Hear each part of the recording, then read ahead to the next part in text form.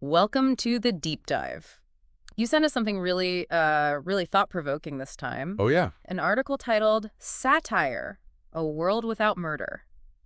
Just that title, you know? It makes you stop and think. It definitely does. And that's where we're starting this deep dive. Absolutely. And today, well, we're going to unpack the layers of this piece.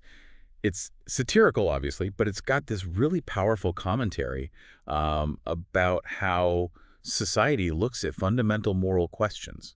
Yeah. He uses this, seemingly absurd idea, a world without murder, to shine a light on some, well, maybe uncomfortable truths. Exactly. I mean, it's pretty clear right off the bat it's not pro-murder, thankfully. No, definitely not. Instead, it's like a masterclass in using irony and exaggeration. It takes moderation, you know, that idea we always hear praised.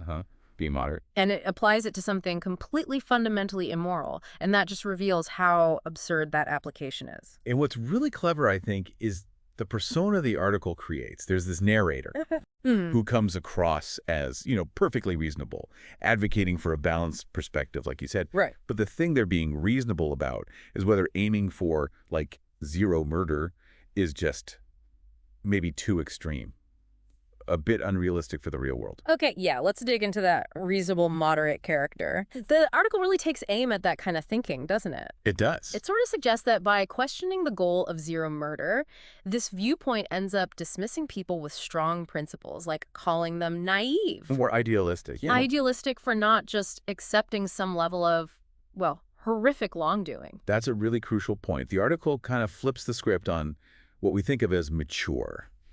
How so? Well, we often equate compromise with maturity, don't we? Yeah. But the article asks, is that always the case? Especially when you're talking about core ethical principles. Is finding a middle ground on something like murder actually wisdom? Or is it something else? Right. And then there's this really striking analogy, it's almost shocking, where the narrator argues that, well, murder's been around for ages. The tradition argument. So maybe it has some inherent value. It's kind of jaw-dropping when you first read it. Precisely. And that absurdity, that's the whole point. It's mocking those arguments that boil down to, well, we've always done it this way, so it must be okay. Yeah, the appeal to tradition fallacy. Exactly. And the article pushes it even further. It compares accepting some murder to, policies that only aim to reduce it incrementally. Oh, like aiming for a 3% decrease per year or something? Exactly like that. Which sounds Utterly ridiculous when you say it out loud, applied to murder. It really highlights how that slow, gradual approach sometimes, it can be a way to avoid taking a firm moral stand, can't it? absolutely. It's like saying, look, we're making some progress, so it's okay that this fundamental wrong is still happening. Yeah, okay. And that leads us right into another key technique the article uses brilliantly. False equivalence. Okay, false equivalence. Remind us. It's when you present two things as if they're somehow on the same level, morally or logically, when they really aren't. Got it.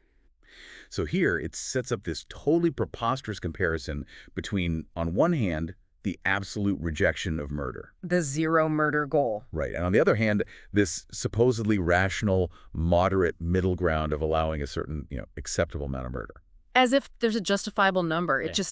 It throws into really sharp focus how inappropriate it is to look for a moderate stance on issues that are, well, fundamentally black and white.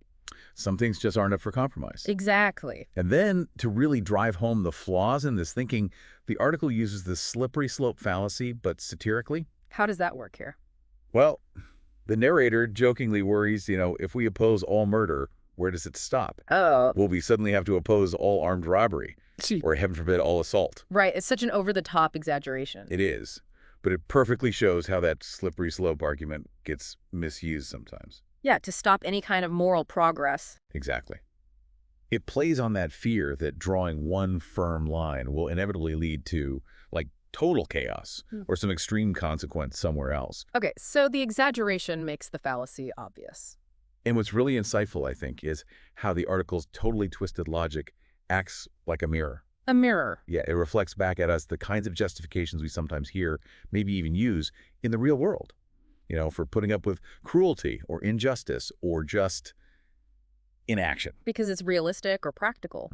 Precisely those words. Yeah. People rationalize accepting things that aren't great by claiming they're just being realistic. So by creating this completely outlandish scenario supporting some murder, The article is actually shining a light on the logical flaws in defending partial injustice. Yes, or defending unethical systems just because, well, they're convenient or they're traditional. It forces you to really confront the assumptions behind those arguments. Okay, that's powerful. And when you put all these satirical pieces together, the persona, the analogies, the fallacies, the article's core message, it becomes really clear Which is, that it's not naive or simplistic or immature to want the complete absence of something like murder. In fact, on certain moral issues, that unwavering stance, that is the ethically sound position. so advocating for moderation in those cases isn't wisdom. It's a morally questionable compromise, at best. Wow. It really challenges that whole notion that being idealistic is somehow, a bad thing. Right. The article suggests that the people pushing for the complete elimination of evil, they're often the true ethical guides for society. Even if they get labeled as radicals or extremists at the time. Exactly. Think about historical movements for change. Yeah, good point. And the brilliance of this satire, as you touched on, is that it goes way beyond just murder. Well, right? absolutely. The same critical lens you've applied to so many other areas. Where we see justifications for limited action or maybe no action based on realism. Yes. Things like systemic racism or inequality, animal cruelty, climate change, you name it. Any issue where people argue for incrementalism when maybe a fundamental shift is needed. Yeah. It really boils down to that central question the article implicitly poses, doesn't it? Which one's that? It's like it's asking the reader, am I defending moderation here because it's genuinely the wisest path?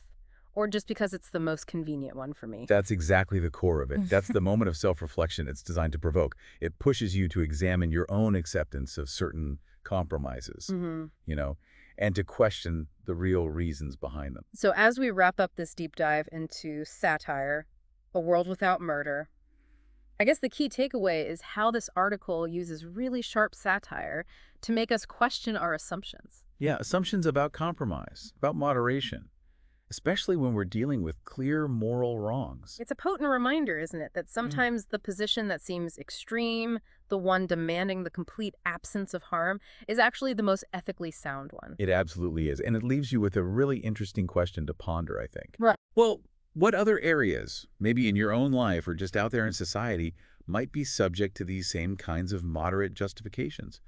Reasons for inaction on really fundamental issues.